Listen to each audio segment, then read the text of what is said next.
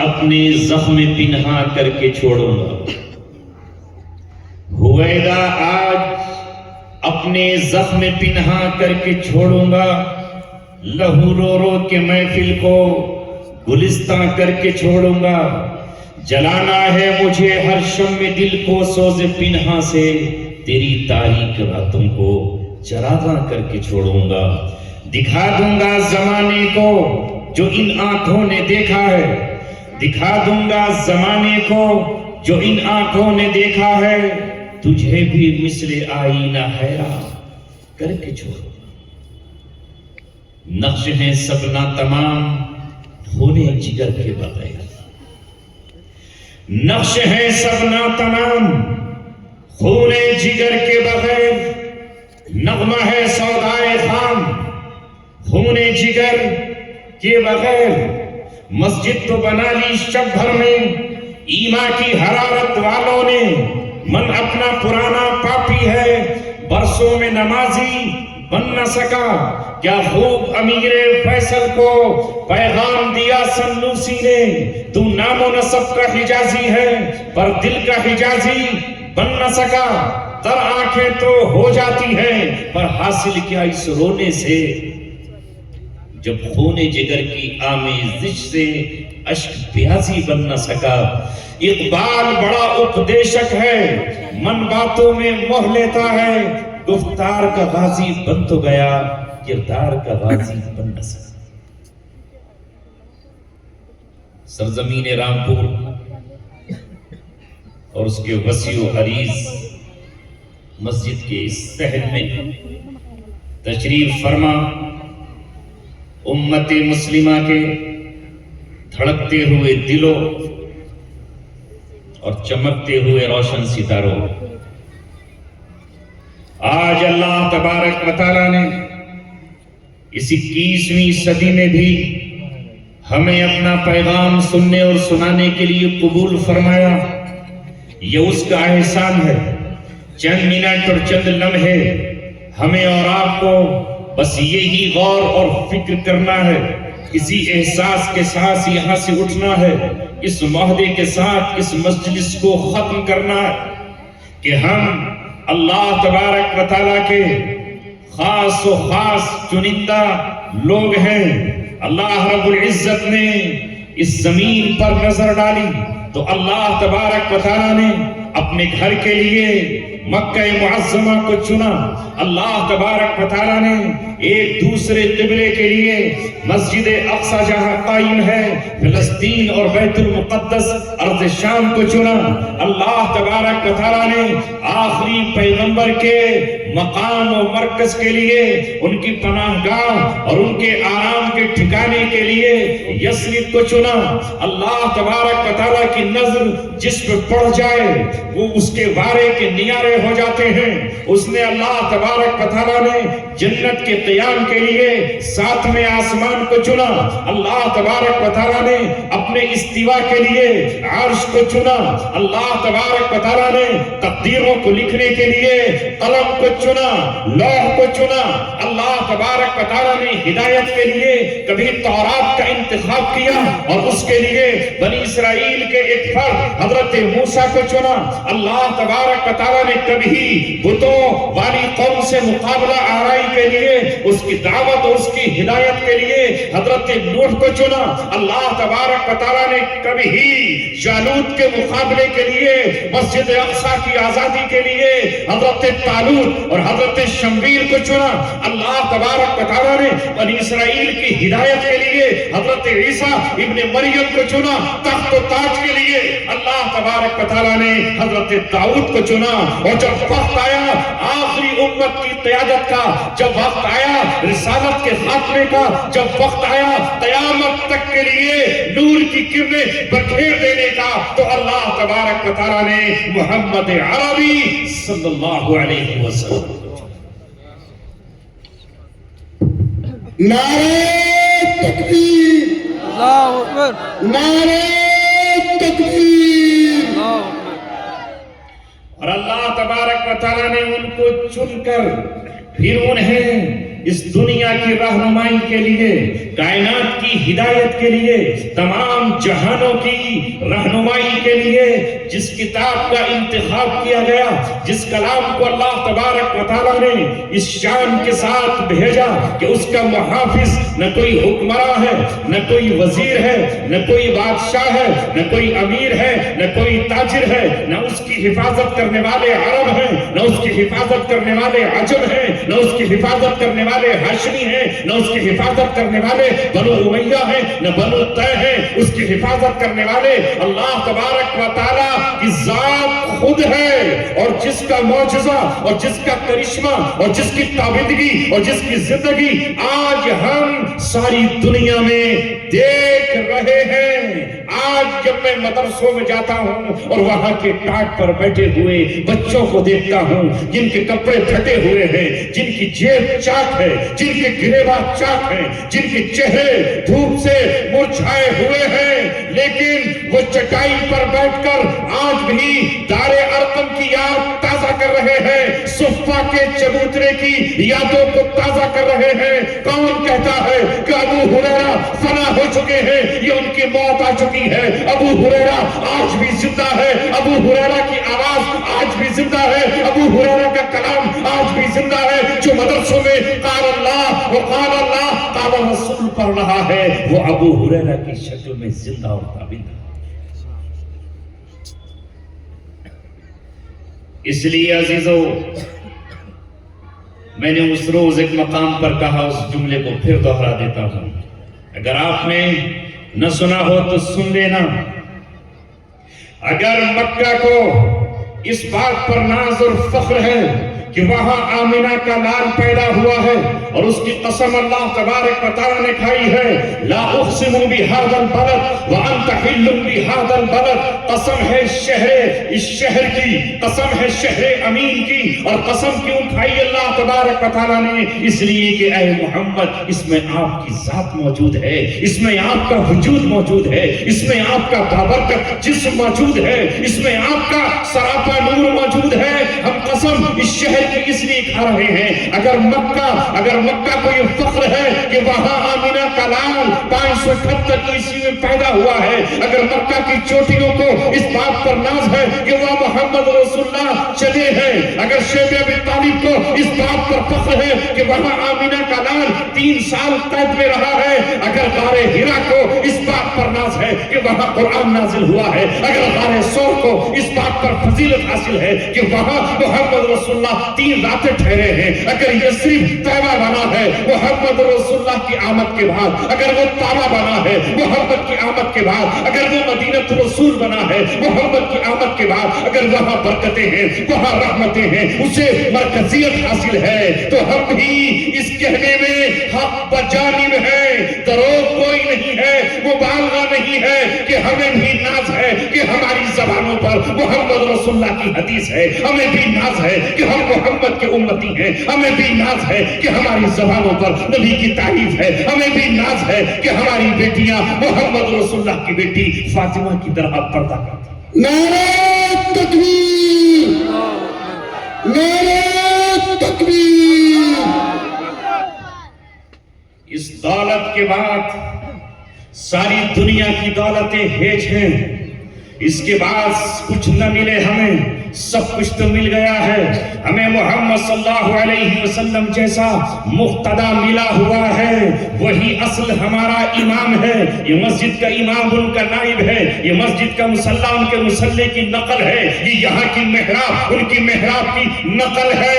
یہاں کھڑے ہونے والا امام اصل میں محمد رسول اللہ کا غلام ہے، ان کی غلامی کی ادائیں یہاں پوری کر رہا ہے۔ اس مسجد سے بلند ہونے والی آواز حضرت بلال کی آواز کی نقل ہے، وہ آواز کی نقل ہے محمد صلی اللہ علیہ وسلم کی۔ لہذا اے مسلمانوں، تمہیں پریشان ہونے کی ضرورت نہیں ہے کہ تمہارا کوئی لیڈر نہیں ہے، تمہیں کوئی لیڈ کرنے والا نہیں ہے، تمہارا کوئی قائد نہیں ہے۔ رب دو جہاں کی قسم، جس وقت تم کہتے ہو اللہم صلی علی محمد وعلی آل محمد، اسی وقت تمہارا رابطہ گنبد خضرا اور مدینے کے مکین محمد صلی اللہ علیہ وسلم سے جڑ جاتا ہے۔ غلطی سے تم کہیں اور ڈھونڈتے ہو ہدایت، وہاں نہیں ملے، کسی شاعر نے صحیح کہا، کچھ ایسے بدحواس ہوئے آندھیوں میں لوگ، کچھ ایسے بدحواس ہوئے آندھیوں میں لوگ جو پیڑ کھوکھلے تھے انہی سے لپٹ گئے۔ تمہارا رہبر ہو جس کے پاس اولین و آخرین کا علم ہے، جس کے پاس جنت کی چابیاں ہیں، جسے شفاعت کبریٰ کا حق حاصل ہے۔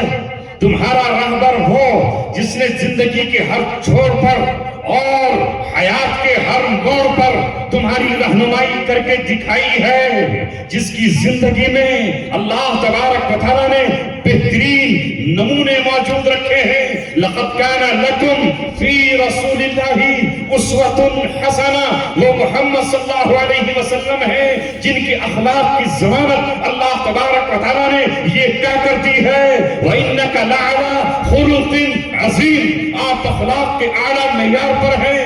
آپ کا جو رہنما ہے وہ معلم بھی ہے، وہ ٹیچر بھی ہے، وہ مدبر بھی ہے، وہ مفکر بھی ہے، وہ امام بھی ہے، وہ وقت کا بادشاہ بھی ہے، وہ سلطان بھی ہے، وہ قاضی بھی ہے، وہ پتر و کہانی میں نکلے تو جرنیل اور کرنیل بھی ہے، اور اگر حدیبیہ میں بیٹھے تو سب سے بڑا وہ مصلح اور صلح کرنے والا معاہد بھی ہے۔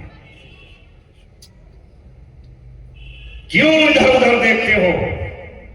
یہ سلسلہ 610 عیسوی میں جب آپ کی عمر 40 سال کی ہوئی اور 41ویں سال میں آپ نے قدم رکھا تو اللہ تبارک و تعالیٰ نے پچھلی شریعتوں کو منسوخ کرنے کے لیے، پچھلے نظاموں کو تلپٹ کرنے کے لیے اللہ رب العزت نے قرآن نازل فرمایا۔ یہ قرآن آسمان سے آنے والی وحی ہے، یہ قرآن آسمان سے آنے والا نور ہے، یہ قرآن اللہ تبارک و تعالیٰ کی جانب سے ہدایت نامہ ہے۔ کیوں ادھر ادھر بھاگتے ہو اور کیوں محرومیوں کا احساس کرتے ہو اور کیوں شکر و شکایت زبان سے کرتے ہو؟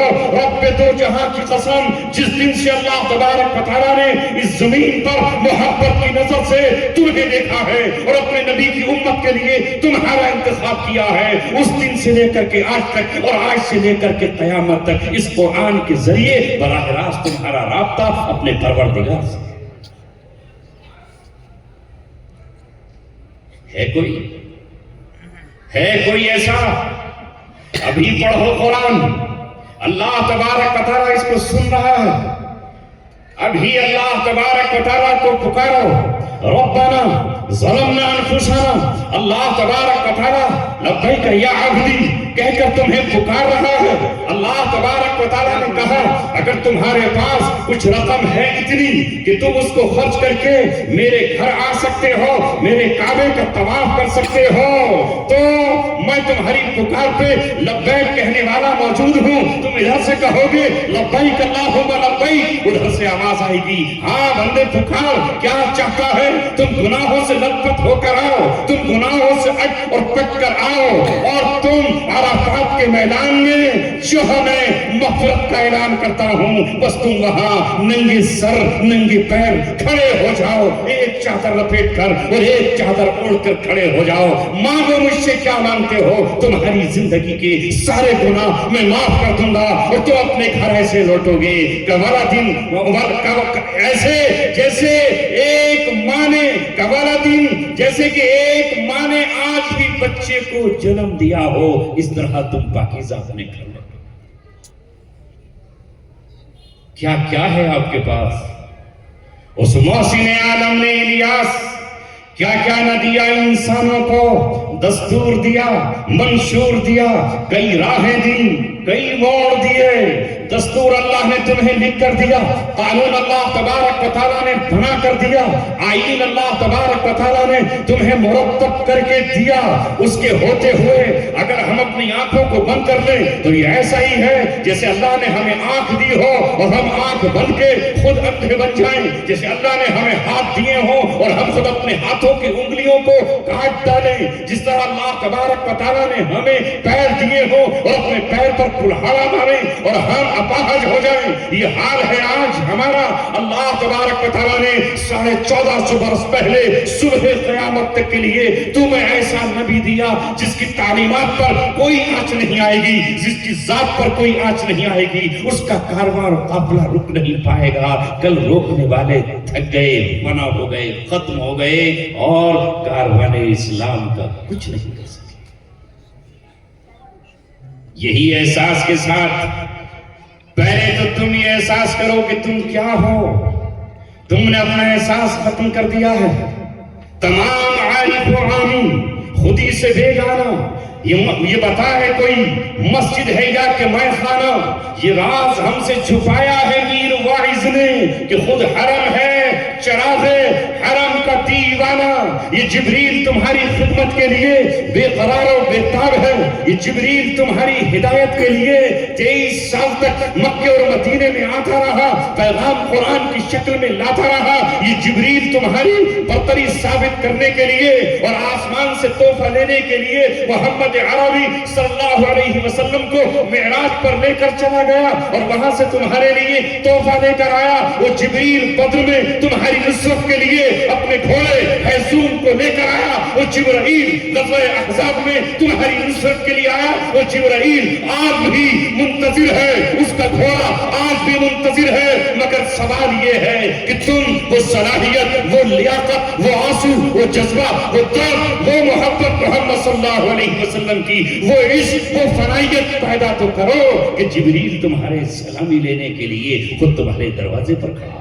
نعرہ تکبیر، نعرہ تکبیر، مفتی عبدالسمیع صاحب، مفتی عبدالسمیع صاحب، نعرہ تکبیر۔ بس میرے عزیزوں، یہ ہے آج آپ سے صرف اتنا مطالبہ کہ تم واقعی مسلمان ہو جاؤ۔ پہلے مسلمان کا مطلب سمجھو۔ ہم سے کہا گیا کہ مسلمان کا مطلب بتاؤ، تو میں نے کہا کہ مسلمان مسلم سے بنا، اور اسلام کہتے ہیں سرنڈر کرنے کو، اپنے کو کسی کے سپرد کر دینے کو، تسلیم کرنے کو۔ جیسے مجرم پولیس کو اپنے حوالے کرتا ہے، اسے سرنڈر کرنا کہتا ہے۔ یہ ہے اسلام۔ حالانکہ بیچارہ وہ اسلام سے واقف نہ تھا، کہنے لگا ایسا نہیں ہے، تم غلط کہہ رہے ہو۔ یہ مسلمان بنا ہے موسل مار سے، موسل جس سے دھان کوٹتے تھے اس سے بن گیا ہے۔ بڑا سخت ہوتا تھا یہ، اس لیے اس کو موسل مار سے مسلمان کرتے تھے۔ میں نے کہا تیری عقل میں تجھے مبارک، تیرا جہل تجھے مبارک۔ لیکن حقیقت یہ ہے کہ مسلم اور مسلمان کے معنی ہیں کامل طور پر سپردگی، اللہ تبارک و تعالیٰ کے اور اس کے رسول کے اپنے آپ کو حوالے کر دینا۔ سر تسلیم خم ہے جو مزاج یار میں آئے، وہ جسے حلال کہیں وہ حلال ہے، وہ جسے حرام کہیں وہ حرام ہے، وہ جسے جائز کہیں وہ جائز ہے، وہ جسے ناجائز کہیں وہ ناجائز ہے، وہ جس سے روکیں ہم اس سے رک جائیں، وہ جسے کرنے کا حکم دیں ہم اسے جان پر کھیل کر بھی کر گزریں۔ یہ ہے اسلام، اس کا نام ہے مسلمانیت۔ محمد صلی اللہ علیہ وسلم کے پورے طور پر اپنے آپ کو حوالے کر دینے کا نام مسلمان ہے۔ جب اس سے یہ کہا جائے کہ تجھے سونا مرد کی ہونے کی حالت میں نہیں پہننا ہے، تو وہ سونے کو کبھی اپنے جسم میں داخل نہ کرے، نہ سونے کی چین پہنے، نہ سونے کی انگوٹھی پہنے، نہ سونے کا لاکٹ پہنے، نہ سونے کا رنگ پہنے، نہ سونے کا کڑا پہنے۔ اگر وہ مرد ہے تو وہ سونے کو کبھی نہ پہنے۔ اور یہ نمونہ قیامت تب تک ایک مسلمان کا بیٹا اور اس کا نوجوان پیش کرے جو محمد صلی اللہ علیہ وسلم نے ایک صحابی کی انگلی میں جب سونے کی انگوٹھی دیکھی تو آپ نے کہا یہ مرد کے لیے جائز نہیں ہے، عورت کے لیے جائز ہے۔ آپ نے اس پر محض غصے کی یا ناپسندیدگی کی نظر ڈال دی۔ وہ نوجوان محمد کا دیوانہ تھا، سراپا ان کی عشق و محبت میں فنا تھا، محض شعر و شاعری کی حد تک وہ آپ سے محبت کرنے والا نہیں تھا۔ اسی وقت گیا، دریا کے کنارے پہنچا، کنویں کے کنارے پہنچا، انگوٹھی اس نے کنویں میں پھینک دی۔ جب دوسرے دن محمد عربی کی چوکھٹ پر گیا، آپ نے انگلی میں انگوٹھی نہیں دیکھی۔ آپ نے پوچھا وہ کل کی انگوٹھی سونے کی کہاں گئی؟ کہا اللہ کے رسول اسی وقت میں نے اسے سمندر، اسے پانی اور کنویں کے حوالے کر دیا ہے۔ آپ نے کہا میں نے پھینکنے تو نہیں کہا تھا، اسے تم اپنی بیوی، اپنی بیٹی، اپنی ماں، اپنی بہن کو دے سکتے تھے، لیکن اس نوجوان نے کہا اے اللہ کے رسول جس چیز پر تیری ناپسندیدگی کی نظر پڑ گئی ہو وہ میری نظروں کے سامنے دوبارہ کیسے آ سکتی ہے؟ میں نے کنویں میں ڈال کر کے اسے فنا کے کھاتے کھاتے۔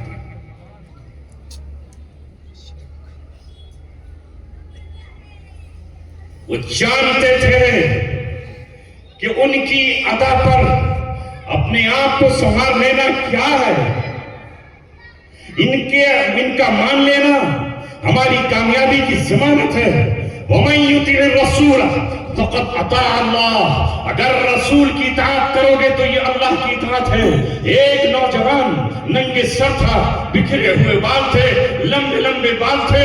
محمد صلی اللہ علیہ وسلم نے محبت کے ساتھ، شفقت کے ساتھ اس کے سر پہ ہاتھ جو رکھ دیا تو اس کے بعد اس نے ارادہ اور طے نے مصمم کر لیا کہ جب تک زندہ رہوں گا ایک بال اس میں سے نہیں کٹے گا، اس طرح نہیں چلے گا، قینچی نہیں چلے گی۔ لوگ کہتے بالوں میں جوئیں پڑ جائیں گی، کیوں بال نہیں کٹاتے ہو؟ کہا جن بالوں پر سرکار تو عالم کا ہاتھ رکھ گیا ہو وہ بال زمین پہ کیسے گر سکتے ہیں؟ یہ بال مجھے اپنے لہو سے زیادہ عزیز ہے، اپنی جان سے زیادہ عزیز ہے۔ مرتے دم تک ان بالوں کی حفاظت کرتا ہے۔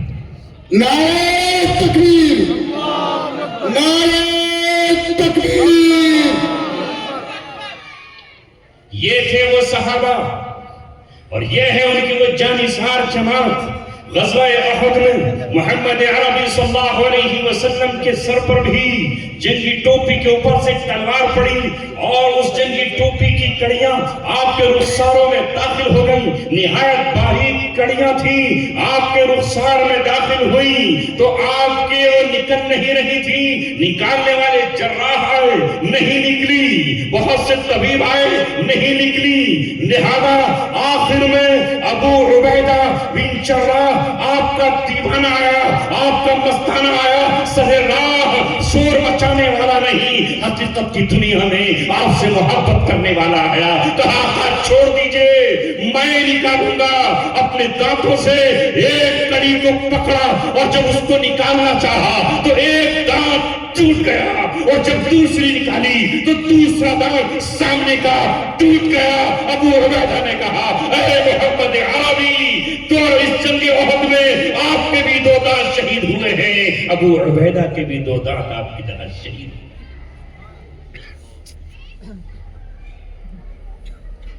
جب انہوں نے اپنے آپ کو محمد صلی اللہ علیہ وسلم کے عشق اور محبت میں ڈھال لیا تو حال یہ ہوا کہ آپ نے ایک مرتبہ پچھنیاں لگوائیں۔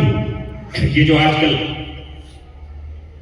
لگے نا جگہ جگہ سینٹر جس میں کپ لگائے جاتے ہیں اور خون نکالا جاتا ہے، پچھلے زمانے میں یہ منہ سے سینگیاں لگائی جاتی تھی۔ ایک صحابی آپ کا خون لے رہے ہیں سنگی کے ذریعے، خون ان کے منہ میں داخل ہوا اور وہ سنگی سے خون نکالتے رہے اور اسے پیتے رہے۔ جب پورا خون نکل گیا تو محمد صلی اللہ علیہ وسلم نے کہا وہ خون کہاں ہے؟ کہا ہے دو عالم کے تاجدار آپ کے خون کو میں اپنے منہ میں لوں اور پھر زمین پر تھوک دوں، اس کی کلی کر دوں؟ یہ نہیں ہو سکتا۔ میرا عشق اور میری تسلیم یہ کہتی ہے کہ میں زمین پر نہیں ڈالوں، تیرا خون میں نے اپنے پیٹ کے اندر اتار لیا ہے، اپنے میدے میں داخل کر لیا ہے۔ تو عالم کے تاجدار نے کہا تو پھر اے صحابی جس کے جسم میں، جس کی رگوں میں، جس کے دل کے باغوں میں میرا خون داخل ہو گیا ہے، جہنم کے شعلے اسے جلا نہیں سکتے۔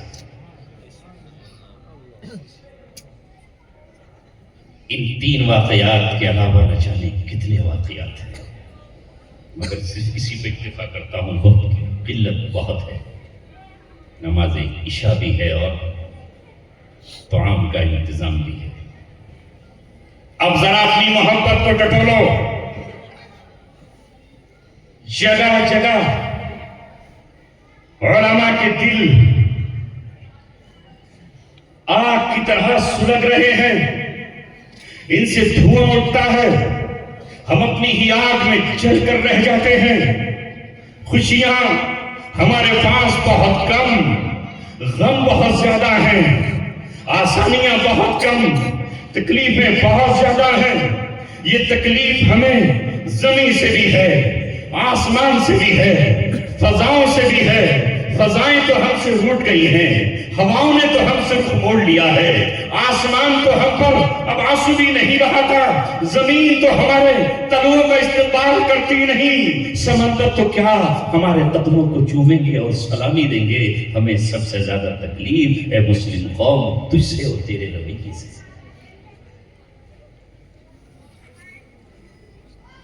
تو ہمارا پیغام کیوں نہیں سنتی؟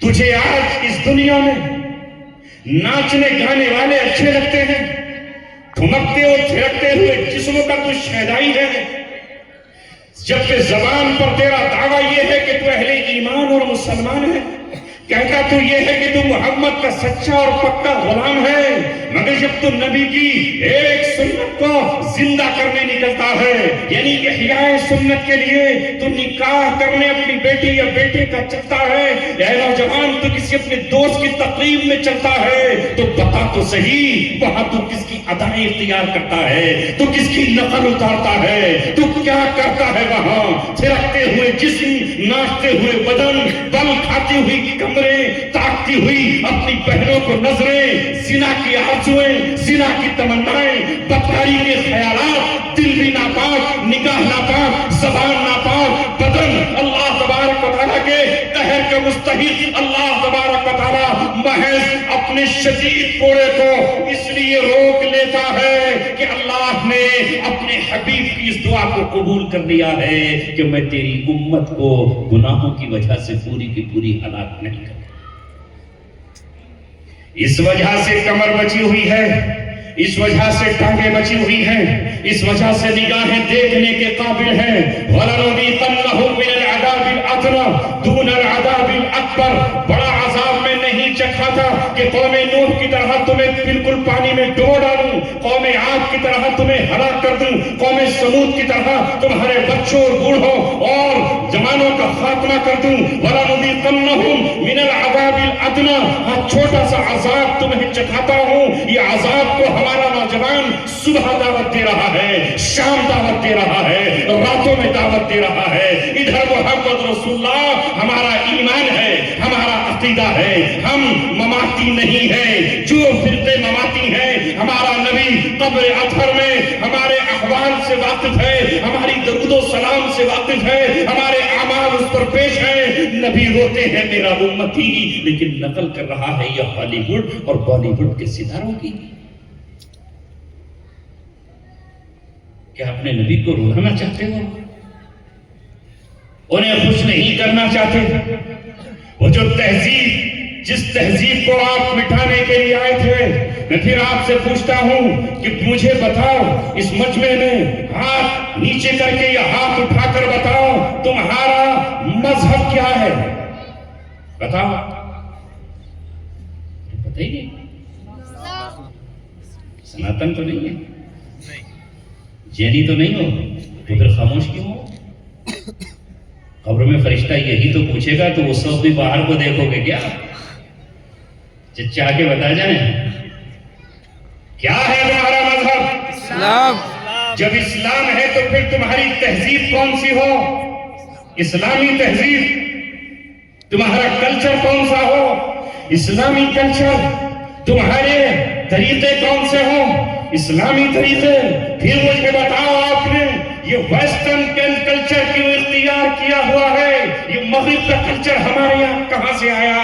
ابھی ہمارے یہاں کل جہاں میرا اپنا آبائی وطن ہے گاؤں رامپور، اس کا نام بھی رامپور ہے، وہاں ایک گاؤں کا میں پیدا ہوا، وہاں شادی ہوئی، نکاح ہوا تو چھوٹے بھائی نے بتایا کہ میں نے تو شرکت نہیں کی، اس لیے کہ وہاں جو کھانا تھا وہ اسٹینڈنگ تھا۔ سمجھتے اسٹینڈنگ؟ جی کسے کہتے ہیں اسٹینڈنگ؟ لیٹ کر؟ ماشاءاللہ بڑی اچھی انگریزی، تعلیمی یونیورسٹی ہے نا۔ اسٹینڈنگ کھانا، کھڑے ہو کر کھانا، میرے نبی محمد صلی اللہ علیہ وسلم نے پوری زندگی میں ایک مرتبہ بھی کھڑے ہو کر کھانا نہیں کھایا۔ اگر ایک مرتبہ بھی آپ کھڑے ہو کر کھانا کھا لیتے تو وہ سنت بن جاتا یا وہ جائز بن جاتا۔ میرے نبی محمد صلی اللہ علیہ وسلم نے ہاں مشق سے لٹکی ہوئی مشق سے کھڑے ہو کر پانی پیا ہے تو کھڑے ہو کر پانی پینا جائز قرار دیا جا سکتا ہے، لیکن کھانا نہیں کھایا۔ یہ تہذیب کس کی ہے؟ کھڑے ہو کر کھانا یہ جانوروں کی تہذیب ہے، یہ گائے کی تہذیب ہے، یہ بھینس کی تہذیب ہے، یہ بندر کی تہذیب ہے، یہ لنگور کی تہذیب ہے، یہ شیر اور چیتے اور ہاتھی کی تہذیب ہے، محمد عربی صلی اللہ علیہ وسلم کی تہذیب ہے۔ بیٹھ جاؤ زمین پر، دسترخوان بچھاؤ، اور اگر اس پر کوئی لقمہ گر گیا ہو، کوئی دانا گر گیا ہو، کوئی ریشہ کوئی ٹکڑا گر گیا ہو، اٹھاؤ اسے، اس میں برکت ہوگی۔ یہ برکت اللہ تبارک و تعالیٰ نے تمہارے لیے لکھی ہے، برکت صرف تمہیں ملے گی۔ پہنچ پر بسم اللہ تمہیں کھانے میں برکت مل جائے گی، اور برکت اس کا نام ہے کہ اللہ تبارک و تعالیٰ تمہیں ہر طرح کی نعمتوں سے نوازے۔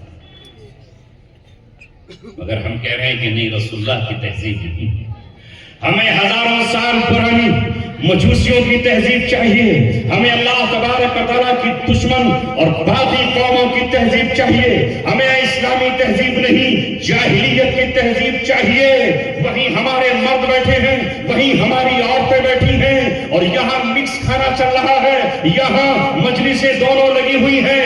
اگر کوئی آ کر ڈرون سے تمہاری تصویر لے لے تو مجھے بتاؤ، وہ اسے اسلامی تہذیب کہے گا یا امریکن تہذیب کہے گا، اسے فرنس تہذیب کہے گا یا اسے برطانیہ کی تہذیب کہے گا؟ یہ ہماری تہذیب رہی کہاں؟ اور اس کے ساتھ ساتھ پھر حالات یہ ہے کہ آج ہم نے اپنے آپ کو بے حیا قوموں سے بنا دیا ہے۔ ہمارا بس چلے تو ہم قوم لوط کو بھی اپنے پیچھے چھوڑ جائیں، اور قوم لوط آج کی دنیا میں آئے تو ہم سے شرم آ جائے۔ ان شادی کی مجلسوں کی پھر تصویریں لی جاتی ہیں، ہلکے پھلکے ڈرون جو وہاں پر اڑتے ہیں، اس کا کیا کرو گے؟ کس کو دکھاؤ گے؟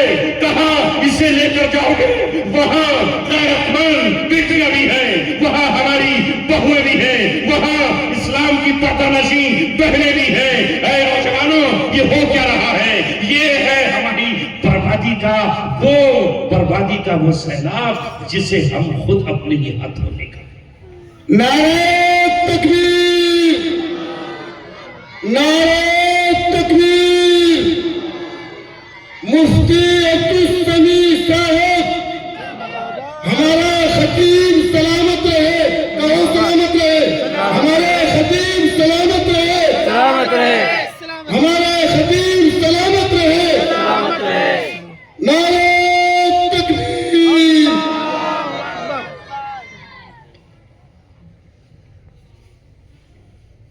مجھے نمک کی کان میں مٹھاس کی تلاش ہے، سمندروں کے شہر میں آگ کی تلاش ہے۔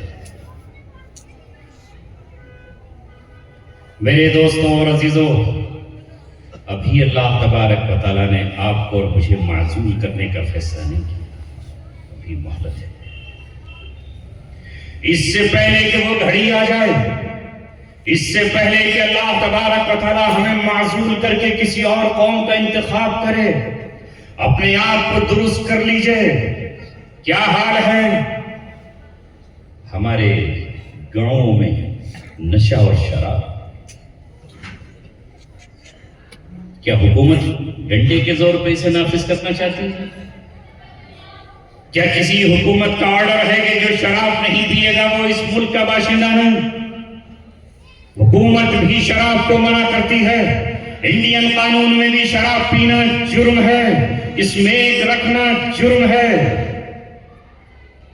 یہاں بھی ڈرگس کا کاروبار ناجائز ہے انڈین قانون میں بھی، اور اللہ تبارک و تعالیٰ کے قانون میں تو شراب کا ایک قطرہ بھی حرام، اس کا ایک جام حرام، اس کا خریدنا حرام، اس کا بیچنا حرام، اس کے بیچنے والے پہ لعنت، اس کے پینے والے پہ لعنت، پلانے والے پہ لعنت، دھونے والے پہ لعنت، کشید کرنے والے پہ لعنت۔ وہاں تو 10 لوگوں پر خود شراب پر لعنت، 10 لوگوں پر شراب کے سلسلے میں اللہ کے رسول نے لعنت بھیجی ہے۔ جس قوم شراب کے جام اپنے ہاتھوں میں اٹھا لے، جس کی گلیوں میں شراب بک رہی ہو اور جس کے گاؤں میں شراب کے نشے سے بچے پاگل ہوئے جا رہے ہو، عورتیں بھی نشہ کرنے لگے اور مرد اس کے نشہ کرنے لگے، وہ قوم رحمت کی مستحق ہوگی یا لعنت کی مستحق ہوگی؟ اللہ تبارک و تعالیٰ کا رسول اپنی قبر اطہر سے آج بھی لعنت بھیج رہا ہے، اور جب وہ لعنت بھیج چکا ہے، اس لعنت زدہ قوم کے لیے تم کہتے ہو کہ دعا کرو؟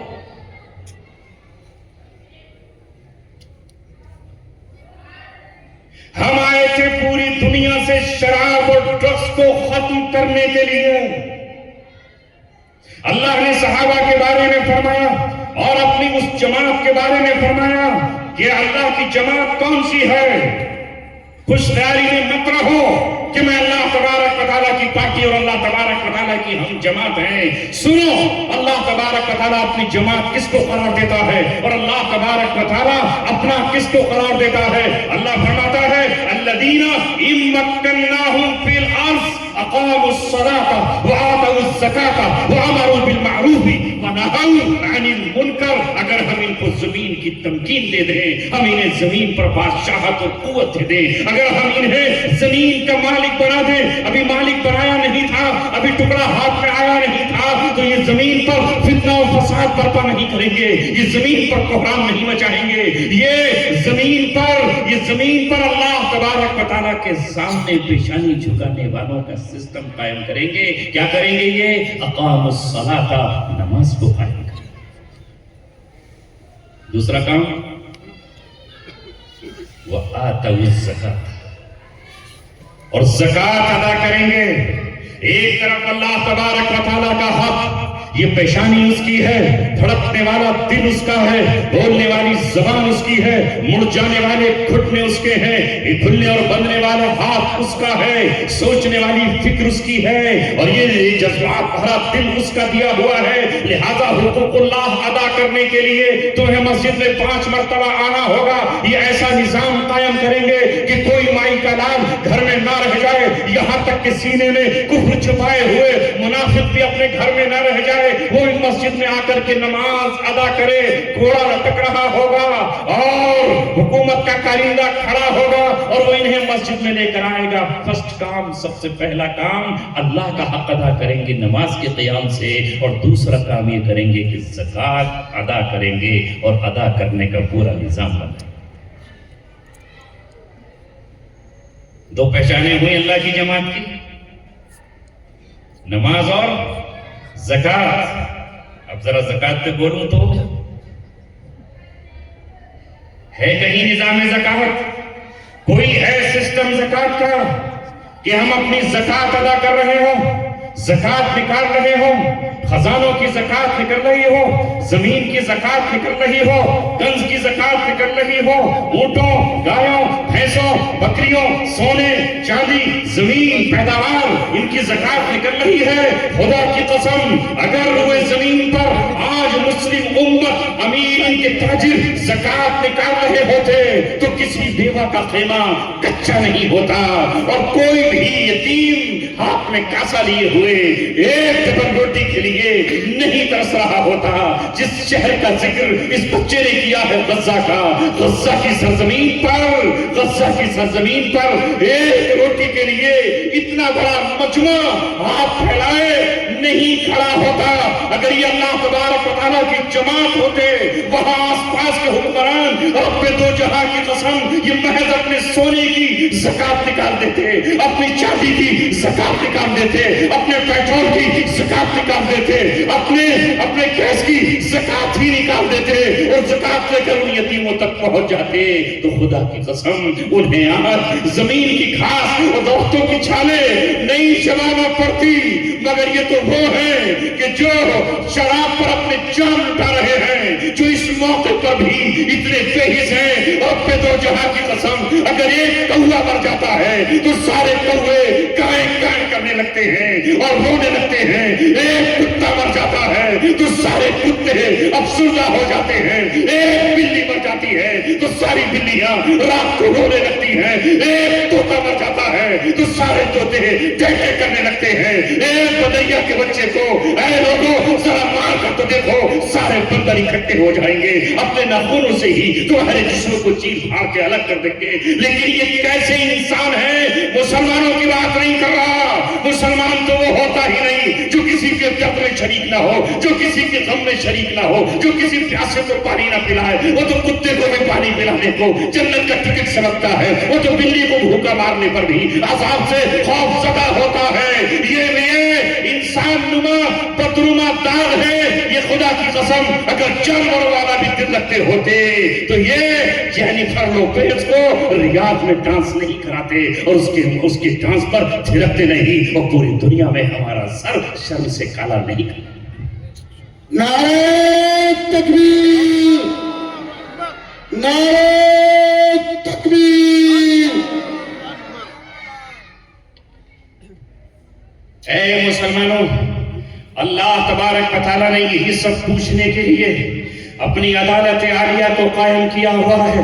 اللہ تبارک و تعالیٰ جانتا ہے دنیا میں عدالت انصاف پر مبنی بھی ہوں گی اور دنیا کی عدالت ظلم پر قائم بھی ہوں گی، دنیا کی عدالت بک بھی جائے گی اور دنیا کے قلم خرید بھی لیے جائیں گے، یہاں جذبات مار دیے جائیں گے، یہاں انصاف کا گلا بھی گھونٹا جائے گا۔ اس لیے تو اللہ تبارک و تعالیٰ نے ہم سے کہا ایک دن آئے گا جب میں پوری انسانیت کا حساب لوں گا، یہاں تک کہ انسانوں کو تو چھوڑو، جانوروں سے حساب لیا جائے گا، بکریوں سے حساب لیا جائے گا، گائے اور بیلوں سے حساب لیا جائے گا، چرند اور پرند سے حساب لیا جائے گا۔ کیا امام مسلم کی اس حدیث کو بھول جاؤ گے؟ اے اہل ایمان، امام مسلم اس حدیث کو نقل کرتے ہیں کہ کل قیامت میں دو بکریوں کو لایا جائے گا، ایک بکری وہ جس کی دنیا میں سینگ نہ تھے اور دوسری بکری وہ جس کی دنیا میں سینگ تھے۔ اس نے سینگ سے طاقت کی بنیاد پر اس کمزور بکری کے اپنے سینگ سے زخم کیے تھے یا اسے مارا تھا یا ہری گھاس چرنے نہیں دیا تھا۔ قیامت میں اللہ تبارک و تعالیٰ اس سینگ والی بکری کے سینگ چھین کر اس بکری کو دے دے گا جس کی دنیا میں سینگ نہیں تھے اور اس سے کہا جائے گا اسی طاقت اور قوت کے ساتھ تو اپنے سینگوں سے اس پہ حملہ کر جس طرح اس نے دنیا میں اس پہ حملہ کیا تھا تاکہ اللہ کا عدل قائم ہو سکے۔ جب بکریوں کو انصاف ملے گا تو انسان کو انصاف نہیں دیا جائے گا؟ بالکل دیا جائے گا۔ وہ 50,000 سال کا دن اسی لیے ہے، وہ اللہ تبارک و تعالیٰ کے سامنے کھڑا ہونا اسی لیے ہے۔ یوم نضع الموازین القسط، جس دن ہم انصاف کی ترازویں رکھیں گے، وہ ترازو رکھی جائے گی، ہمارے جذبوں کو تولا جائے گا، ہمارے اخلاص کو تولا جائے گا، ہمارے دل کی محبتوں کو تولا جائے گا، ہمارے دل کی نفرتوں کو تولا جائے گا، ہم کس گروہ کس ٹولے کے ساتھ ہیں اللہ تبارک و تعالیٰ تولے گا۔ اس لیے آج اپنے دلوں کو میں آپ سے یہ عرض کرنے آیا ہوں، کچھ نہیں کر سکتے تو دل ظالموں کے طرفدار مت بناؤ، اپنے دلوں کو مظلوموں کے ساتھ رکھو، کم سے کم تمہاری آنکھ سے آنسو چھلک جائے، کم سے کم تمہاری زبان سے فریاد نکل جائے، تم کم سے کم قنوت نازلہ پڑھو۔ اس بات کے ٹھیکیدار مت بنو کہ تمہاری امامت میں کوئی نماز پڑھ لے گا تو تم جنت میں لے جاؤ۔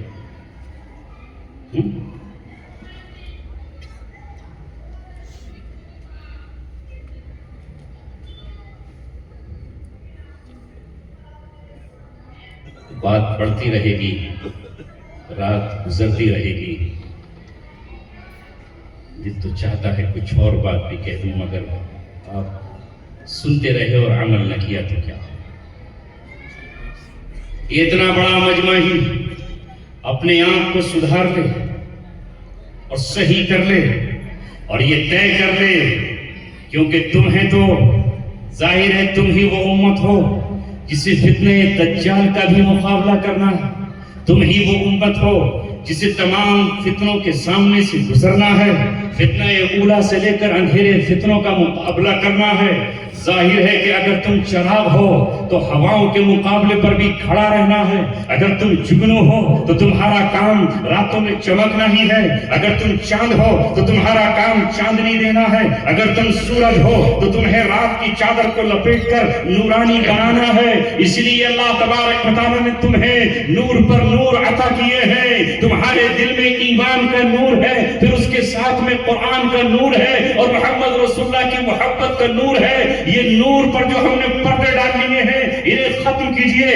آج اس مجلس میں یہ طے کر کے اٹھیے کہ اپنے محلوں کو، اپنی بستیوں کو اور اپنے گاؤں کو اور اپنے شہروں کو، اپنے ملک اور وطن کو ہم ایک مثالی معاشرہ بنائیں گے، اور وہ ایسا معاشرہ جس میں کسی پر ظلم نہیں ہوگا اور جس میں کسی پر ستم نہیں ہوگا اور جس میں زکوٰۃ نکالی جائے گی اور جس میں برائیوں کو مٹایا جائے گا اور اچھائیوں کو پھیلایا جائے گا۔ جس طرح تم جنگل میں دیکھتے ہو کہ ایک جنگل میں ہم پھول لگاتے ہیں تو وہ پورا کھیت الگ ہی نظر آتا ہے، اسے ہم چمن کہتے ہیں، اسے ہم گلستان کہتے ہیں، وہاں پھول مہکتے ہوتے ہیں۔ اس کے برابر میں دوسرا کیکر والا کھیت ہے جہاں کانٹے ہی کانٹے ہیں، جہاں بدبودار پیڑ ہے۔ ایک طرف ہم دیکھتے ہیں کہ یہاں باغ و بہار ہے، اسی طرح ہمارے محلے، ہمارے شہر، ہمارے قریے، ہماری بستیاں اور ہمارے گھر محمد رسول اللہ کے شہر جیسے بن جائے۔ آج کا شہر نہیں، 1400 پرانا سال پرانا شہر۔ کر لیں گے کوشش؟ جب اس ماحول میں بھی تم اپنے سر پہ ٹوپی رکھ کر یہاں آ سکتے ہو تو سادگی کے ساتھ نکاح نہیں کر سکتے؟ نہیں کر سکتے؟ کیا مشکل ہے؟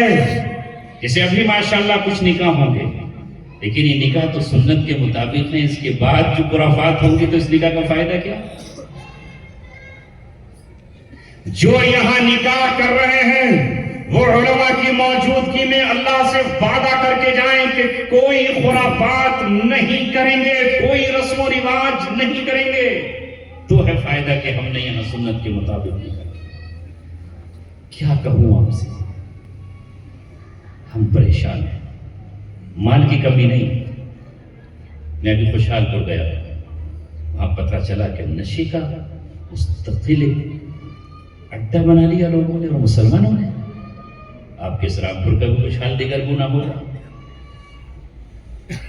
کیا بولوں، تھک گیا، پسینہ اور آنسو دونوں۔ آج یہ طے کرو مر جائیں، لیکن ہم اس نشے کو اپنے ہونٹوں سے نہیں لگائیں گے۔ جگر مراد آبادی پڑھنا اور علماء سے ان کی بات سننا، وقت ہوتا تو میں بتاتا۔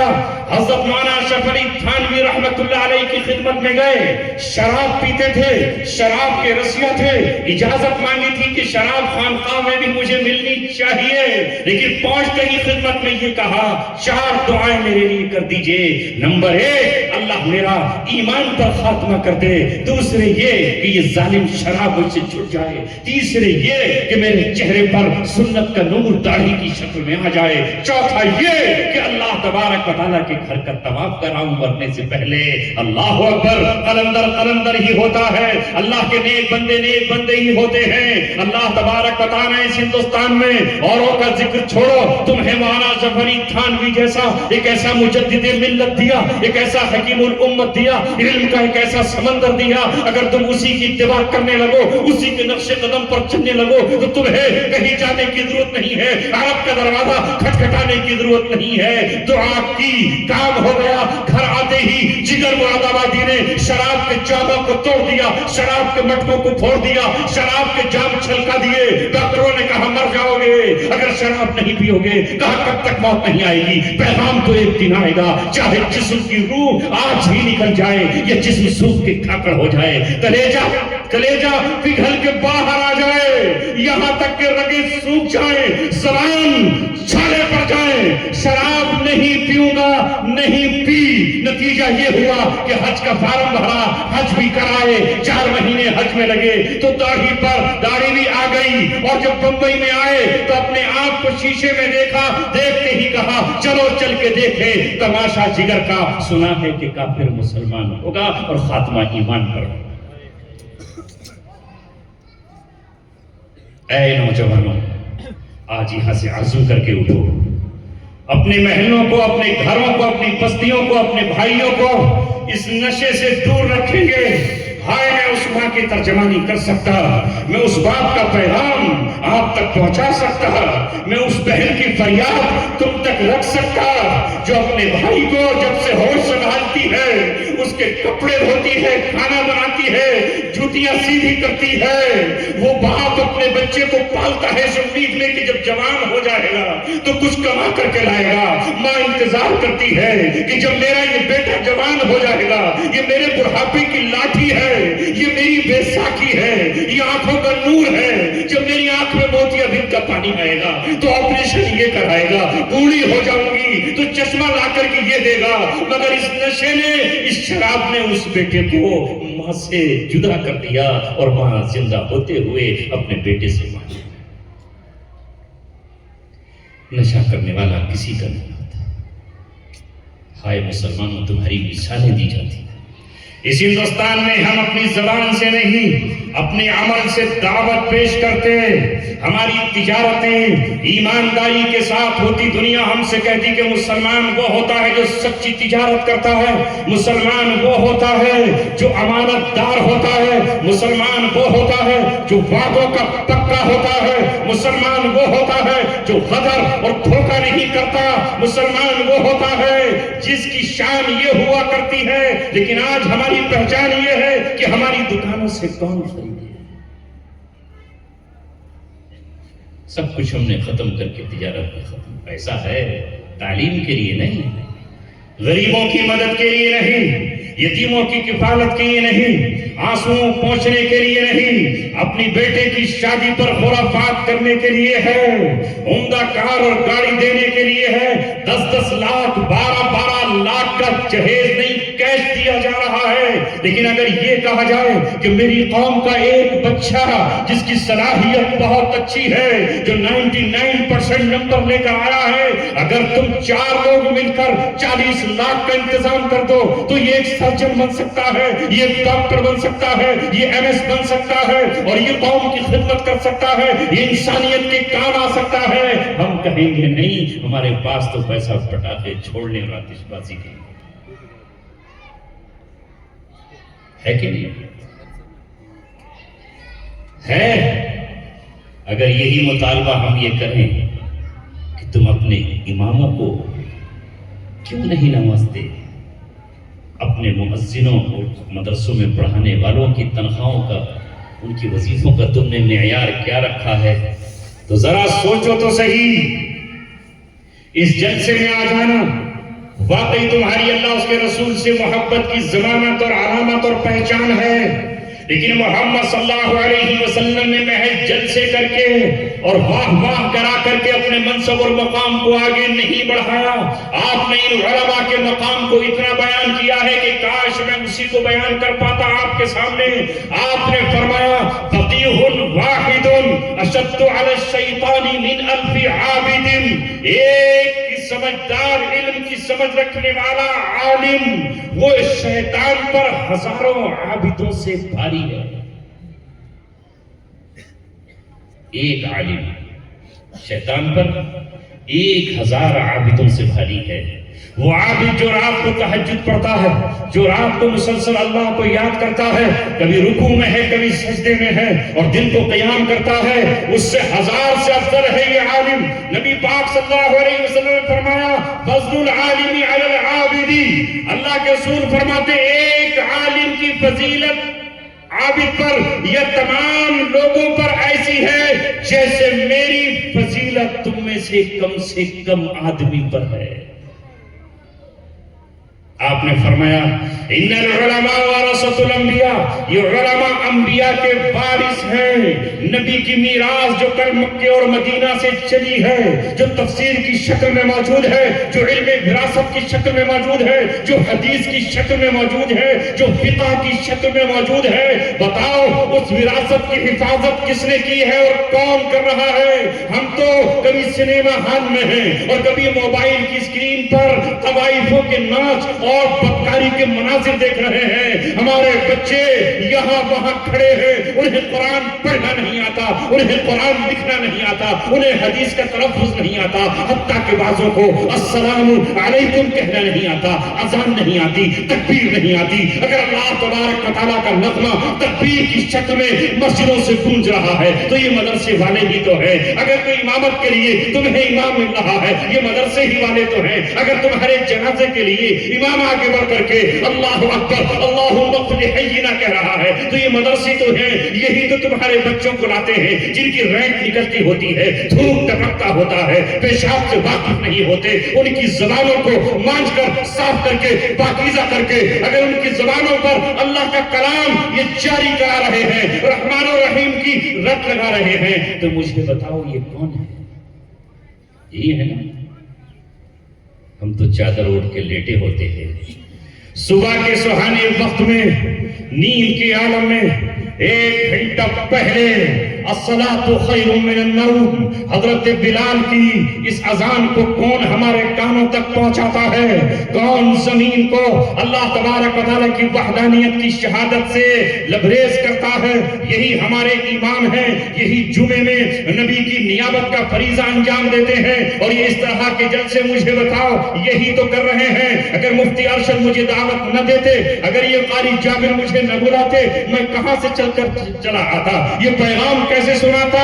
آج بھی روئے زمین پر اگر اللہ تبارک و تعالیٰ کی طرف سے دیا ہوا پیغام نبی کا انسان کو انسان بنا دو، اس کے دل سے حیوانیت کے جراثیم کو مٹا ڈالو، یہ فریضہ اگر کوئی انجام دے رہا ہے تو وہ فیکٹریاں نہیں ہیں جہاں لوہا بنتا ہے، وہ فیکٹریاں نہیں ہیں جہاں کانچ کے گلاس بنتے ہیں، یہ وہ ہوٹل نہیں ہے جہاں محض پیٹ بھرنے کے لیے کھانا مل جاتا ہے، یہ وہ درسگاہیں اور مکتب ہے جہاں انسانوں کو انسان بنایا جاتا ہے۔ کیا ان کی خدمت ہم نہیں کر سکتے؟ بتاؤ، رونا آتا ہے مجھے، کیا تنخواہیں ہیں مدرسوں میں؟ ایک مدرسے میں گیا میرٹھ کے علاقے میں، پوچھا کتنی تنخواہ ہے؟ کہا گیا 6,000۔ کیا ہوگا 6,000؟ بولو۔ یہ ڈرائیور صاحب میرے ساتھ آئے ہیں، کل میں ان کو لے کر آیا، میں یہ گاڑی کسی اور کی ہی چلا کر لایا، میں نے پوچھا ایک دن کے آپ کو کتنے ملیں گے؟ کہنے لگے 800 روپے۔ کتنے ہو گئے مہینے کے؟ 24,000۔ 24,000 ہیں ان کے، محض گاڑی چلانا ہے، سو جانا ہے۔ 24,000 ایک ڈرائیور، اور جو اس امت کا ڈرائیور ہے، جو ہمارے محلوں کا ڈرائیور ہے، جو ہمارا قائد ہے، جو ہمارے بچوں کو تراش کر ایک پتھر کی بھی تقدیر سنور سکتی ہے، شرط یہ ہے کہ اسے سلیقے سے تراشا جائے۔ یہ میرے بیٹے کو حافظ بنا دیتے ہیں، جو میرے سر کے تاج کا انتظام بن جاتا ہے، جو میرے گھر کے 10 لوگوں کو جنت میں لے جانے کا ذریعہ بن جاتا ہے، جو میری قبر میں میری بخشش کا ذریعہ بنتا ہے۔ مر جاؤں تو میرا بیٹا اگر حافظ ہوگا تو قرآن پڑھے گا، اگر حج کے لیے چلا گیا تو حرم میں ایک قرآن 1,00,000 کے برابر ہوگا، مسجد نبوی میں 50,000 کا ثواب ہوگا، رمضان میں 70 کا ثواب ملے گا۔ یہ کس نے تیار کر کے دیا ہے؟ یہ اس ہمارے مکتب اور مسجد میں پڑھانے والے امام نے دیا ہے، لیکن ہماری تنخواہ اس کی کیا ہے؟ 6,000 میں کیا ہوگا؟ مجھے بتاؤ تو صحیح، شرم نہیں آتی؟ اللہ تبارک و تعالیٰ سے محبت کا دعویٰ، اور مال لٹاؤ کنجریوں پر، مال لٹاؤ ناچ گانے والوں پر، مال لٹاؤ تم ان پر جن کو دینے کی ہمیں اجازت تک نہیں ہے، اپنے بچوں پر لٹاؤ، پھل جھڑیوں میں لٹاؤ، آگ لگانے پر مال لٹاؤ، شراب کے نشوں میں مال لٹاؤ، اور یہ راتوں کو روتے ہو اے مولا، اے رب کریم، گھر میں بیماری آئی ہے، اس بیوی کو کہاں دکھاؤں، اس کا آپریشن کہاں کراؤں، جانچ کہاں سے کراؤں، اے رب کریم، ایک پاؤ دودھ ہی میں بچوں کو بہلانا پڑتا ہے۔ خدا کی قسم، ان کے گھروں میں وہ منظر ہے جو عمر ابن خطاب نے اپنی آنکھوں سے دیکھا تھا، کہ ایک ماں اپنے بچوں کو سلانے کے لیے پتھر ابال رہی تھی، لیکن وہ حضرت عمر تھے جو اپنے گھر سے آٹا لے کر آئے تھے، اپنے گھر سے چکنا ہی لے کر آئے تھے، خود آپ نے ہاتھوں سے روٹیاں گوندی تھی اور پھر بچوں کو کھلایا تھا۔ ہائے عمر، تجھے ڈھونڈ کے کہاں سے لاؤں جو میرے بچوں کے ابلتے ہوئے پتھر کو دیکھ کر میرے گھر میں آٹے کی بوری ملا دے۔ کیا کر رکھا ہے آپ نے؟ پوری قوم کا یہ حال ہے۔ کیوں نہیں دینا چاہتے؟ اللہ سے محبت ہے۔ اور پھر اگر میں اور آگے کہہ دوں تو مسجدوں میں قندیلیں لگی ہوئی ہیں، کیا کہتے ہیں، فانوس لگے ہوئے، 50,000 1.5 لاکھ، اس کے لیے پیسہ ہے؟ ٹوائلٹوں کو سجانے کے لیے پیسہ ہے، شیطان کے گھروں کو، وضو خانوں کو سجانے کے لیے پیسہ ہے؟ نہیں ہے تو ان کے لیے یاد رکھنا، اگر کل قیامت میں انہوں نے محمد رسول اللہ صلی اللہ علیہ وسلم کی موجودگی میں آپ کا دامن پکڑ لیا اور ان کے بچے فریادی ہو گئے، جواب نہیں ہوگا۔ پہلی فرصت میں آپ سے اپیل کرتا ہوں، مسجدوں کی کمیٹیاں بے شک ہی آج بھی تمہارا احترام کرتے ہیں، کمیٹیاں سب سے پہلی ذمہ داری یہ نبھائیں کہ ان کی معقول وظیفے رکھیں، اور اے امت تمہاری ذمہ داری یہ ہے، ضروری نہیں کہ کمیٹی اگر نہیں سمجھ رہی ہے اسے قیامت میں جواب دینا ہوگا، تم انہیں، تمہارے نبی نے تو حکم دیا ہدیے دو، محبت پیدا ہوگی، تمہارا نبی ہدیے دیتا ہے اور ہدیہ قبول فرماتا ہے، ہدیہ دینا اور لینا اسلام میں سنت ہے، ہدیہ دینا اسلام کی ایک شان ہے، تم ویسے بھی تو دے سکتے ہو، نہیں دے سکتے؟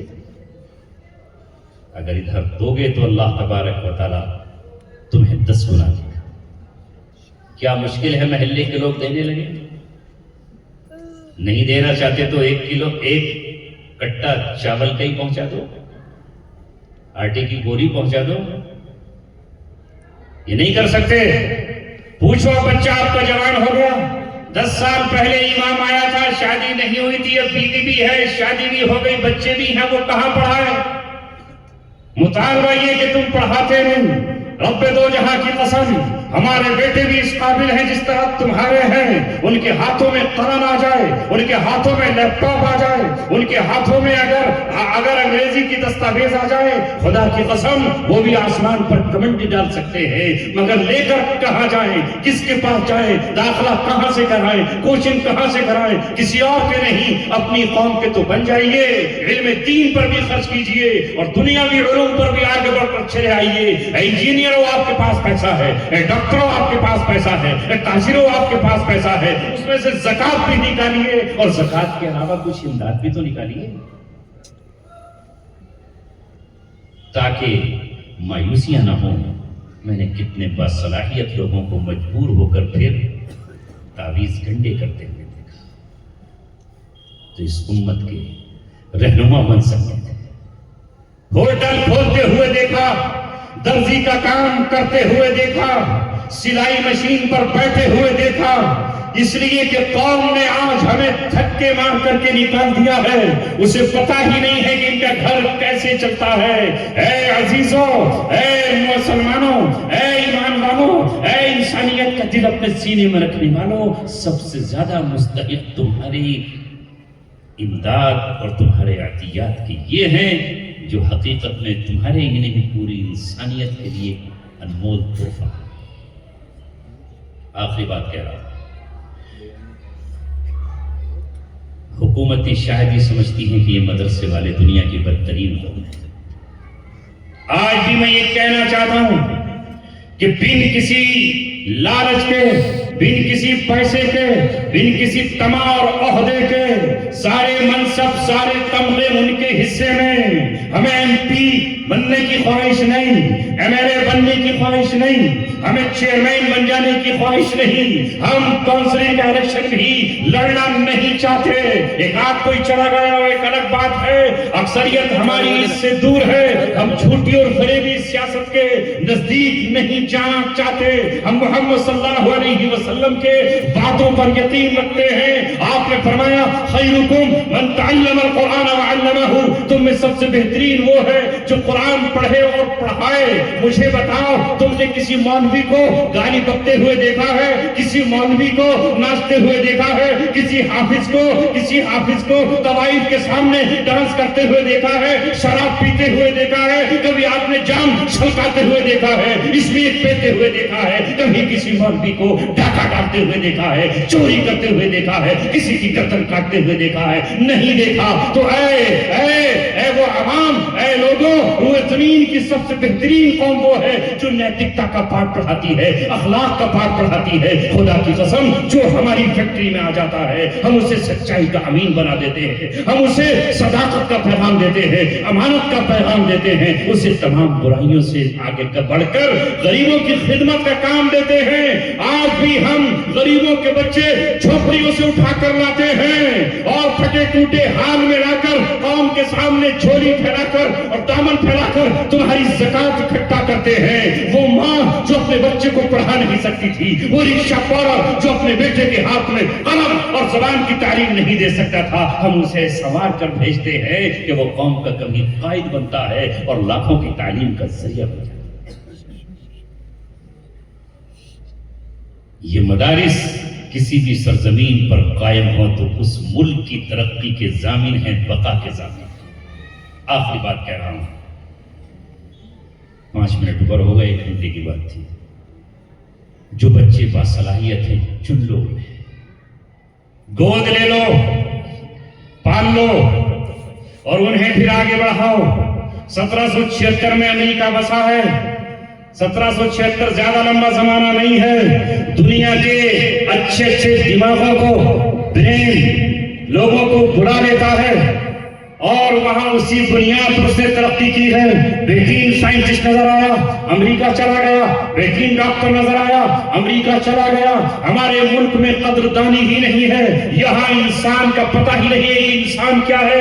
یہاں انسانی خون جانوروں کے خون سے سستا ہے، بسلری کی بوتل سے سستا ہے۔ کاش ہم یہاں انسانی خون کی بھی قدر کرتے، ان کے جذبات کی قدر کرتے اور ہم ان کی تعلیمات، چھمتا اور صلاحیتوں کی قدر کرتے تو ہم بھی آج نہ جانے کہاں سے کہاں پہنچے ہوئے ہوتے۔ ہمارے ملک پر اللہ تبارک و تعالیٰ نے بڑی صلاحیتوں سے نوازا ہے۔ جو لوگ بھی اس ملک میں نفرت کے بیج بو رہے ہیں وہ اس ملک کے وفادار نہیں، اس ملک کے دشمن ہیں۔ کانٹے بو گے تو وہ کانٹا تمہارے ہی چبھے گا۔ اس لیے ہم تمام کو پیغام دیتے ہیں، اس رب سے ڈراتے ہیں جس کے ہاتھ میں قہر کا کوڑا بھی ہے، جس کے ہاتھ میں عذاب کا بہت بڑا برس بھی ہے، اور جس پر برساتا ہے تو سانس نکلنے کی مہلت نہیں دیتا۔ کسی کے بھی بچے کا ناحق خون مت بہاؤ، کسی بچے کے باپ کا سایہ اس کے سر سے دور مت کرو۔ تم یہ تو سمجھتے ہو کہ پیڑ، ہرے بھرے پیڑوں کا کاٹنا جرم ہے، تم یہ تو سمجھتے ہو کہ سانپوں کا مارنا جرم ہے، شیروں کا مارنا جرم ہے، مگر یہ کیوں نہیں سمجھتے کہ نوجوان نونہالوں کا مار دینا بھی جرم ہے۔ ماں کی گود چھن جائے، دادی اپنے پوتوں کو پالنے پہ مجبور ہو جائے۔ ہم تمام سے کہتے ہیں، عرض کرتے ہیں لوگوں کہ کسی کی جان نہ لو۔ تمہارا اسلام اور ہمارا اسلام، ہمارا قرآن یہ کہتا ہے من قتل نفسا بغیر نفس او فساد فی الارض فکأنما قتل الناس جميعا۔ جس نے کسی ایک انسان کا قتل کیا بغیر کسی وجہ کے، ناحق قتل کیا، وہ فسادی بھی نہیں تھا، لہذا اس نے پوری انسانیت کا قتل کیا۔ اس پیغام کو لے کر اٹھو، انسانیت کو بچا لو۔ آج انسانیت 1400 سال پہلے کی طرح کرا رہی ہے، جس طرح اس وقت خون کی کوئی قیمت نہ تھی، آج بھی خون کی کوئی قیمت نہیں ہے۔ جو چاہے کچھ کرے، مگر آپ کو حفاظت کرنی ہے اور اپنے آپ کو ہلاکت میں بھی نہیں ڈالنا ہے۔ تمہارے نبی نے کہا انسان اپنے نفس کو ذلیل نہ کرے، تو صحابہ نے پوچھا کہ نفس کو ذلیل کرنا کیا ہے؟ تو آپ نے کہا کہ اتنا بوجھ اٹھا لے جس بوجھ کو سہار نہ سکے۔ اے میرے نوجوانوں، جذبات کے پتلوں اور بہادروں، غیرت مندوں، عقل، ہوش اور صبر سے سڑکوں پر مت نکلو، پتھر مت مارو۔ میں بزدل نہیں ہوں، لیکن اپنے بچوں کو جب قید خانوں میں جاتے ہوئے دیکھتا ہوں اور پھر دیکھتا ہوں کہ نہ جانے کب وہ جیل سے نکل کر آئیں گے، اور ایک قیدی کس طرح زندگی گزارتا ہے، جہاں اس کی ماں کے پیر میں چھالے پڑ جاتے ہیں، جہاں اس کا باپ اپنے بیٹے کو نکالنے کے لیے در در کی ٹھوکریں کھاتا ہے، کوئی تمہارا پرسان حال نہیں ہے۔ بڑی چالاکی سے کوئی تمہارا دشمن چاہتا ہے کہ تمہیں جذباتی بنا دے اور جذباتی بنا کر تمہیں وہاں تک لے آئے جہاں تمہارا شکار کیا جائے۔ ایک گھرانے سے اگر کوئی ایک نوجوان جیل میں پہنچ جائے، پورا گھر اس کے لیے بیکار ہو جاتا ہے۔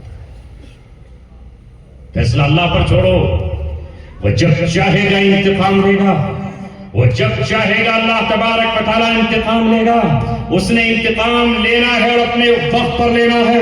نبی نے بھی جب تمنا کی کہ جلدی سے مکے والوں پر عذاب آ جائے تو اللہ تعالیٰ نے کہا فَاصْبِرْ كَمَا صَبَرَ أُولُو الْعَزْمِ مِنَ الرُّسُلِ، اے رسول آپ بھی صبر کیجئے جیسے اولو العزم پیغمبروں نے صبر کیا ہے۔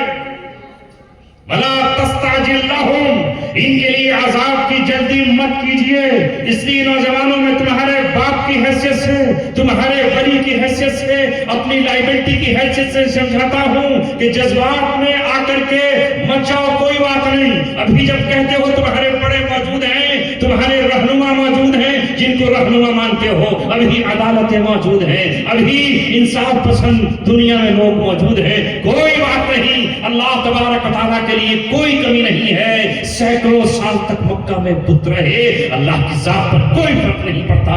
اللہ تبارک و تعالیٰ کے سجدے ہر درخت کر رہا ہے، ہر قطرہ پانی کا کر رہا ہے۔ اللہ تبارک و تعالیٰ کی ذات کو سجدہ یہ سورج اور چاند اور ملائکہ کر رہے ہیں۔ بیت المقدس 87 سال تک صلاح الدین ایوبی سے پہلے عیسائیوں کے قبضے میں رہا، اللہ کو کوئی پرواہ نہیں ہے۔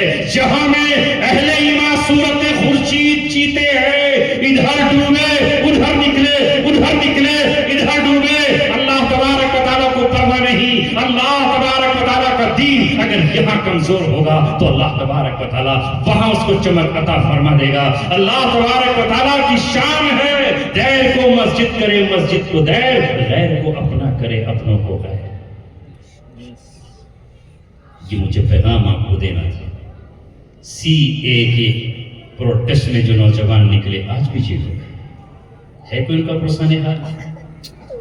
ہمارے سامنے تھے، ہم چاہ کر بھی ان سے نہیں مل سکے، وہ چاہ کر ہم سے نہیں مل سکے، کوئی بات نہیں۔ اللہ تبارک و تعالیٰ جس حال میں رکھے گا رہیں گے، جب چاہے گا وہ موسم تبدیل کر دے گا۔ لیکن ان حالات میں اس طرح بھی اور واٹس ایپ پر یا دوسری جو ایپس ہیں ان پر بھی جذباتی ہو جانے کی ضرورت نہیں۔ نہ جانے کون ہمارا دشمن کس شہر میں، کس ملک میں، کس جگہ پر بیٹھا ہے ہمارے بچوں کا شکار کرنے۔ وہ نہیں چاہتا کہ وہ ڈاکٹر یا انجینئر بنے، وہ نہیں چاہتا کہ وہ مسجد کے امام اور زینت بنے، وہ نہیں چاہتا کہ معلم اور مدرس بنے۔ جذباتی بنا کر پھر بہت ساری ویب سائٹیں کھولی ہوئی ہیں، ہزاروں ویب سائٹیں ہیں جہاں پر نوجوانوں کو ورگلایا جاتا ہے اور نوجوان اس جھانسے میں آ جاتے ہیں۔ میں نے 2016 سے لے کر کے 2022 تک جو نوجوان وہاں تہاڑ میں دیکھے وہ ایسے ہی تھے، جس سے پوچھا کہ وہ کیسے آ گئے، کہا بس موبائل پر چیٹنگ کر رہے تھے فلاں سے اور فلاں سے، اور اسی میں ہم ڈالتے ہیں، اسی میں پڑے رہے۔ آج بھی ہیں بیچارے، بہنیں انتظار کرتے کرتے چہروں پر جھریاں پڑ گئی، نہیں آ پائے۔ اس لیے دوستو پوری توجہ تعلیم پر، پڑھائی پر، قانونی دائرے میں رہتے ہوئے برائیوں کو روکنے پر، اپنے بچوں کی تعلیم پر لگائیے۔ جس دن تم پڑھ جاؤ گے انشاءاللہ پھر انسانیت کی خدمت کرو گے، پھر اللہ تبارک پیسے کماؤ، جائز طریقے سے کماؤ گے تبھی تو کسی کو کچھ دو گے۔ اور آج سے یہ طے کرو، انشاءاللہ کمیٹی بھی طے کرے کہ ہم اپنے اماموں کی اور اپنے مؤذنوں کی اور مدرسے میں پڑھانے والے ان دین کے خادموں کی ایسی خدمت کریں گے کہ زمانہ مثال دے گا کہ لوگ یہ کہیں کہ ارے ڈاکٹر بننے میں تو کچھ نہیں ملتا، الحمدللہ عالم بننے پر یہ ملتا ہے۔ ایسا کریں گے کچھ نہیں تو کسی نہ کسی موقع پر 100، 500، 1000، 200 روپے سے نواز سکتے ہیں کہ نہیں؟ اپنے گھر میں کپڑا لے کر آؤ تو امام صاحب کے بچے کے بھی لے آؤ، کیا پریشانی؟ بس میرے دوست یہ مجھے پیغام دینا تھا ان کا جو کام ہے وہ اہل سیاست جانے، میرا پیغام محبت ہے، جہاں تک پہنچے۔ وآخر دعوانا الحمدللہ۔